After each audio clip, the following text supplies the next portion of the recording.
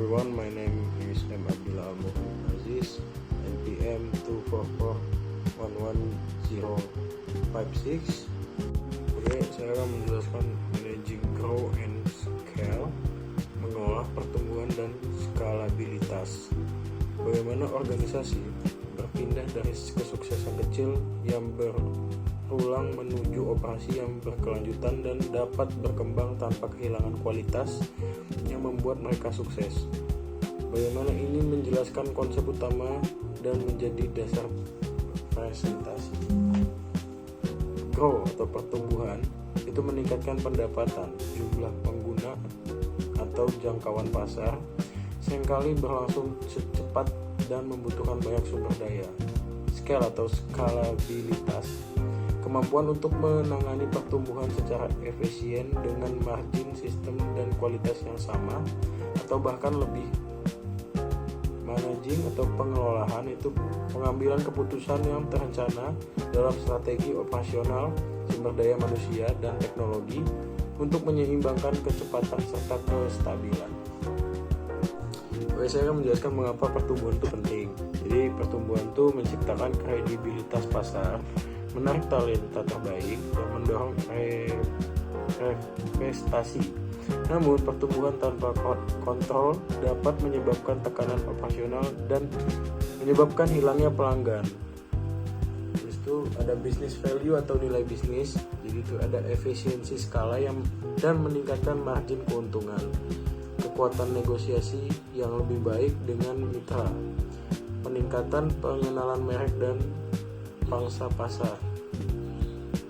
Ada risiko pertumbuhan yang tidak terkelola, yaitu menurunkan kualitas produk, masalah arus, dan kekurangan modal, tidak harmonisan atau kurangnya keselarasan tim. Oke, berikutnya tujuan dalam mengelola ekspansi, yaitu menetapkan tujuan yang terukur agar pertumbuhan sejalan dengan skalabilitas yang berkelanjutan. Memprioritaskan hasil yang menjaga nilai pelanggan sambil meningkatkan efisiensi. Ada matriks yang dapat diprediksi, itu menentukan KPI, CAC, LTF, dan membuatnya terlihat di seluruh organisasi. Habis itu ada ketahanan operasional, membangun proses yang dapat diulang, sistem otomatis, dan kapasitas cadangan untuk menghadapi lonjakan kebutuhan. Ada organisasi dan budaya yang scalable, merekrut secara terencana, menetapkan peran yang jelas, dan menjaga budaya perusahaan seiring bertambahnya jumlah karyawan. Berikutnya ada pemanfaatan teknologi, yaitu mengadopsi arsitektur modular, otomatisasi, dan platform data untuk mengurangi biaya pertumbuhan tambahan. Oke, berikutnya ada tantangan utama dan mitigasi. Jadi pertumbuhan mendatangkan ketegangan yang bisa diprediksi.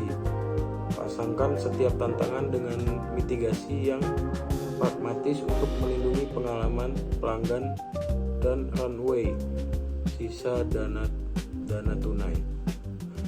Yang pertama ada pertumbuhan terlalu cepat atau melampaui kapasitas. Mitigasi, aturan tahap pertumbuhan, uji coba pasar baru, batasi pengeluaran pemasaran berdasarkan KPI yang telah divalidasi. Kedua, ada kekurangan modal.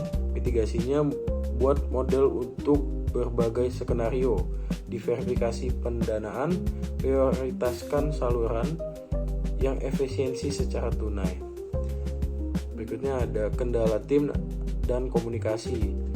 Mitigasinya struktur organisasi yang jelas, ritualitas fungsi, dokumentasi hak pengambilan keputusan. Yang berikutnya ada tekanan kompetitif. Mitigasinya itu fokus 2 kali lipat pada diferensiasi, percepatan putaran pembelajaran, lindungi pelanggan inti. Oke, berikutnya ada kesimpulan dan prinsip untuk skalasi yang baik. Pertumbuhan harus dilakukan secara sengaja, seimbangkan ambisi dengan disiplin dengan cara menjaga kualitas, mengoptimalkan efisiensi, serta berinvestasi pada talenta dan teknologi. Prinsip utama yaitu rencana dengan sengaja, gunakan skenario dan matriks yang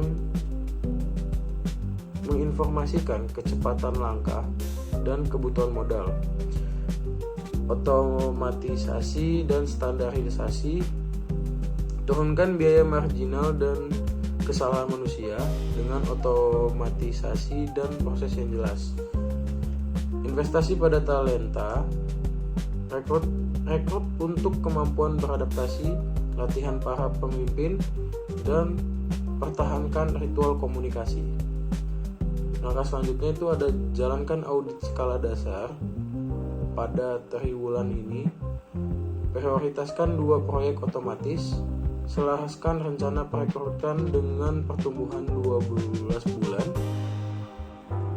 Hasil yang diharapkan itu ada ekspansi berkelanjutan, tetap menjaga nilai pelanggan dan profitabilitas.